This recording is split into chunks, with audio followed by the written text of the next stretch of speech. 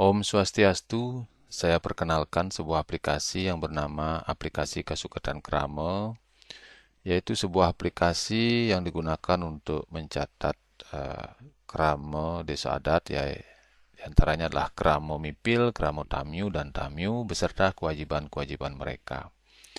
Nah, di sebelah kiri ini ada menu-menu ya. Ada dashboard, ada kramo mipil, ada peturunan, ada kramo tamyu dan tamyu, ada dudukan, ada lembaga badan, ada keuangan, ada laporan, ada master data, dan ada pengaturan. Nah, ini adalah desa percontohan ya. Ini bukan desa sebenarnya, ini desa fiktif. Kita sebut saja namanya desa Sampling Sari, desa sampel gitu. Nah, dia punya dashboard seperti ini. Ini datanya ada Kramomipil 10, ada Kramotamil 5, ada Tamil 3. Kemudian komposisi Kramomipilnya seperti ini, kemudian komposisi Kramotamil dan Tamil di tiap banjar seperti ini. Ada dua banjar, ini banjar percontohan ya, contoh sampel. Kemudian keuangannya ada seperti ini. Ini ya, ini bulan Juni sekarang ya. Nah, kemudian dia punya saldo kas untuk peturunan misalnya 14.400, kedudukan punya 6.300.000, kemudian dana kesukertan lainnya 0 gitu ya. Nah, pertama-tama yang harus disetting pada saat memulai aplikasi ini adalah pengaturan di desanya. Yang pertama sekali harus disetting itu adalah pengaturan. Di sini ya, pengaturan kode kabupaten berapa, nama kabupaten apa, kode kecamatan berapa, nama kecamatan apa, terus kode desa adat berapa, nama desa adatnya apa. Itu yang pertama. Kemudian ke master data. Di sini wilayahnya ya terdiri tempe apa gitu. Di setting lebih awal di sini. Kemudian jenis keramunya apa, jenis keramu tamyunya apa saja, jenis tamyu apa saja. Kemudian ilikite dan masa berlaku. Untuk masing-masing pipil dan pemasihnya masa berlakunya berapa gitu. Itu ya di setting di sini. Kemudian kalau dia mencari ilik itu pemasih maut saho atau surat keterangan catatan usaha itu apakah dia dikenakan administrasi atau tidak. Kalau dikenakan, misalnya di sini saya kenakan 25.000 untuk yang baru, kemudian perpanjangannya kita minta 15.000 misalnya. Nah, ini ya. Kemudian pemasihnya berapa kalau memang dimintain berapa. Nah, itu. Kemudian profil desanya, logo desa di sini ditentukan ya. Kemudian kalau ada nyado, nyado umur berapa, misalnya umur 65, nama keramo nyadonya apa. Itu. Kemudian yang cerai mati namanya apa, Balu misalnya. Yang cerai hidup juga misalnya Balu gitu ya. Mungkin ada di desa lain namanya apa, sesuai dengan praram, sesuai dengan drestenya gitu. Kemudian umur Yohano berapa, misalnya 15 sampai 40 misalnya ya. Nah, ini contoh tanda tangan ini. Nama praramnya apa, praram kesuketannya, kemudian simpan. Kemudian timnya, ada berapa tim, masing-masing banjar masukkan di sini juga. Kemudian akunnya, ini akun keuangan ya, itu ya. Nah, setelah pengaturan dan master data diisi, baru kita mulai beroperasi di menambah kramo. Misalnya di sini ya, kita ke menu kramo mipil, kita mau nambah kramo mipil. Nah, di sini ada tombol tambah di sebelah kanan atas. Tambah, isi mulai dari banjar, tempe, diisi ya, kemudian tambah anggotanya, nama dan segala macam diisi, gitu ya. Seperti itu. Nah, untuk aplikasi ini penomoran pipil itu otomatis berdasarkan kode kabupaten, kecamatan, dan desa yang kita masukkan tadi juga ditambah kode banjar gitu ya. Nah, itu nomor pipilnya otomatis dibuat oleh sistem, jadi semeton tidak usah memikirkan eh, berapa gantinya nomor pipilnya, itu berapa nikahnya. Jadi ini serba otomatis. Nah, nanti pipilnya bisa dicetak ya, ini contoh ini ya. Ini ada contoh misalnya ini seperti ini di pipilnya, kemudian inilah kartu krama adat atau macam semacam KTP adat lah. Nah, kemudian di menu peturunan ini adalah menu tempat mengolah peturunan. Kita bisa menambah peturunan di sini apa nama peturunannya, berapa nominalnya berapa, kemudian tanggal kedaluarsa atau tanggal jatuh temponya berapa gitu ya. Nah, ini sebagai demo, ini contoh ada namanya iuran keturunan demo. Besarnya 500.000 gitu. Nah, ini sudah ada pembayaran di sini, ada yang lunas plus gitu, ada yang yang lunas biasa, ada yang cicil plus punio gitu. Dia ada nyicil tapi dia mau punio gitu ya. Itu ya. Ini ada yang belum, ada yang lunas gitu. Nah, ini untuk mengelola peturunan. Misalnya saja kita contohkan ini yang belum sama sekali ini ya. Nyoman padi contoh ini dia akan bayar ini karena statusnya dia ini apa?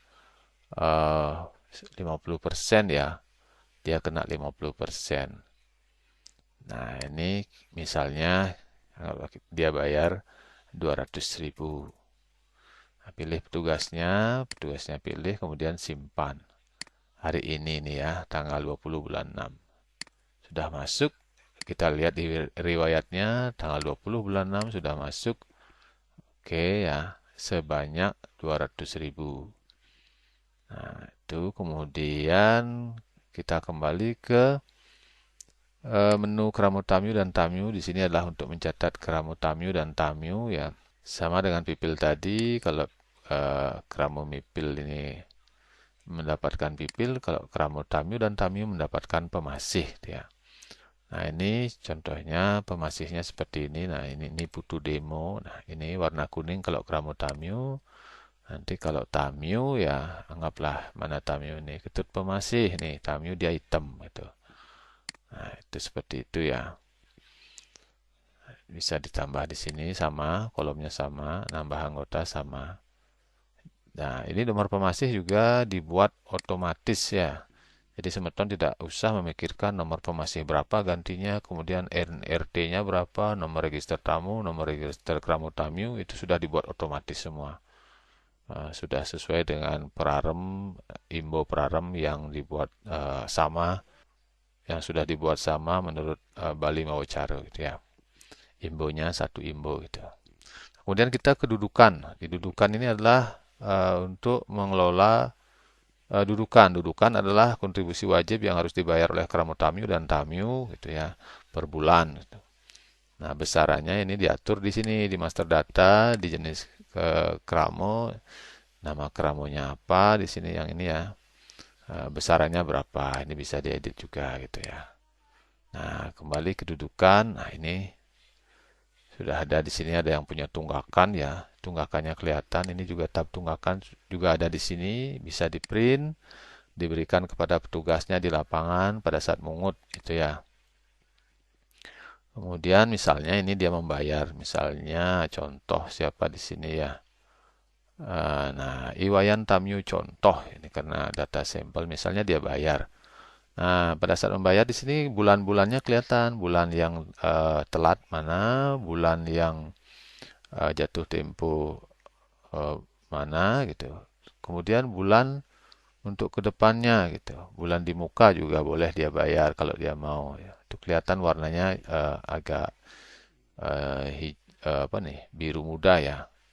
Untuk yang telat warnanya merah. Nah, ini misalnya dia bayar bulan Juni, Juli 2025 setahun lalu gitu ya. 3 bulan dia bayar. Kemudian kita scroll ke bawah. Di sini pilih petugasnya siapa. Kemudian simpan. Sudah masuk ya. Lihat di riwayatnya, sudah masuk dia. Iwayan Tamyu contoh tanggal 20 ada 3, dia masuk sudah 90.000 gitu ya. Oke. Kemudian kita kembali ke menu sebelah ini ada menu lembaga atau badan. Ini adalah tempat kita mencatat badan usaha atau badan apapun boleh, ada yang komersial, ada yang non-profit gitu. Nah, di sini tempat mencatatnya, misalnya saja kita tambahkan di sini PT contoh gitu ya, PT apa gitu. Alamatnya misalnya Jalan Aspal Gang Buntu. Dia adalah swasta pemerintah sektornya, kemudian bentuk hukumnya adalah usaha perorangan, fokus bidang perdagangan dan eceran. NIP-nya misalnya 0000 contoh. Kemudian penanggung jawabnya siapa ini? Anggaplah nih Made contoh gitu ya. Kemudian kita simpan. Nah, ini kan statusnya belum terbit. Nah, ini sekarang kita terbitkan. Kalau kita mengenakan biaya administrasi terhadap ini, ya misalnya kita atur di master data, di Ilikito ini kita atur dia, ini tadi kita atur 25.000 pada saat menerbitkan dan perpanjangannya 15.000. Nah, kita tadi kan di lembaga badan ini belum diterbitkan, kita terbitkan. Nah, langsung ada biaya di sini. Dan ketika kita klik terbitkan nanti, biayanya langsung masuk ke kas gitu, otomatis gitu. Nah, ini kita tanda tangan bendesanya kita hilangkan centangnya supaya tanda tangan manual saja, tidak otomatis gitu. Kita terbitkan, nah bentuknya seperti ini. Bentuknya seperti ini. Kembali ya, nah ini sudah terbit. Kemudian kita ke keuangan. Nah, tadi Likito pemasihnya yang 25.000 masuk ke sini, dana kesukertan lainnya. Kemudian yang dana peturunan ini di sini. Nah, kita lihat tadi di peturunan ada masuk satu yang kita buat hari ini tanggal 20 bulan 6. Nah, ini ya peturunan demo masuk dia sini 200.000. Kemudian yang ini kita klik yang dudukan hari ini ada masuk 90.000 gitu. Ya, tadi yang bayar 3 bulan itu. Nah, ini dia ya. Jadi otomatis dia di sini masuk ke sini gitu. Kemudian kalau ada pengeluaran biaya, kita klik pengeluaran, misalnya hari ini dikeluarkan dari dana peturunan, misalnya apa ya untuk beli perlengkapan, beli sapu misalnya. 10.000 beli sapu. Itu ya, kemudian kita simpan. Nah, udah ada pengurangan di sini. Kalau kita klik di sini, dia kelihatan di sini. Nah, beli sapu, perlengkapan. Nah, dia ada di keluar, masuk keluar. Ya, debit kredit gitu ya. Nah, seperti itu. Dan ini otomatis ya semeton ya. Seperti itu. Nah, sekarang ke menu laporan. Laporannya ada banyak. Ada laporan tentang keramo dan iuran, ada keuangan, ada tunggakan, ada surat surat keterangan pindah, kemudian ilikito pemasih maut sahe adat gitu ya. Nah, misalnya ini kita ke laporan keuangan yang tadi. Nah, misalnya dana turunan, kita lihat seperti apa sih buku kasnya ya. Kita klik PDF-nya. Nah, seperti ini. Ini laporan lengkapnya. Nah, ini ada pengeluaran satu tadi. Nah, langsung ditandatangani oleh ketua tim dan bendesanya Gusti Ngurah Demo. Ini karena contoh ya, ini desa fiktif. Kembali ya, seperti itu ya. Nah, ini sudah lengkap, nanti bisa dilihat. Kemudian itu saja ya. Jadi intinya ini adalah aplikasi yang sudah lengkap untuk mencatat kasuketan kramo, kramo mipil, kramo tamyu, dan tamyu beserta kewajiban-kewajibannya. Juga plus keuangan otomatis gitu. Nah, aplikasi ini adalah tidak memerlukan internet. Dia tidak memerlukan internet, dia adalah aplikasi offline gitu. Dan ini sekali bayar semeton ya, sekali bayar. Kemudian aplikasi ini juga saya kembangkan supaya bisa online ya. Tetap ya offline, tetap tidak memerlukan internet, tapi ada tambahan fitur yang bisa online untuk keperluan petugas di lapangan dalam hal memudahkan untuk memungut dudukan. Jadi istilahnya nanti petugas di lapangan dia hanya membawa HP itu ya, bawa HP. Ini contohnya begini ya. Ini kita kedudukan dulu. Nah, di sini ada namanya kartu dudukan seperti ini. Dia ada QR code-nya. Nah, inilah yang di-scan oleh petugas di lapangan ya. HP-nya yang sudah ada online, fitur online, di-scan gitu. Kemudian kelihatanlah dia berapa harus bayar. Jadi fair gitu ya. Nah, kemudian tinggal simpan, nanti tercetak di struk. Jadi di samping bawa HP juga membawa printer thermal atau printer struk gitu. Jadi itu memangkas waktu menulis, tidak repot untuk menulis kwitansi gitu ya. Kemudian tidak bertanya-tanya, oh kwitansi yang dulu hilang Pak, berapa? Enggak tahu saya bayarnya berapa gitu. Jadi tidak ada kebohongan di antara kita gitu ya. Juga tidak petugasnya tidak bisa bohong terhadap adminnya gitu atau bendaharanya gitu. Nah, itu dulu dari Tiang ya. Bagi yang berminat dengan aplikasi ini silakan klik link yang ada di deskripsi gitu ya. Nanti kita diskusi, bisa WA Tiang di sana. Segitu dulu dari Tiang. Om Santi Santi Santi Om.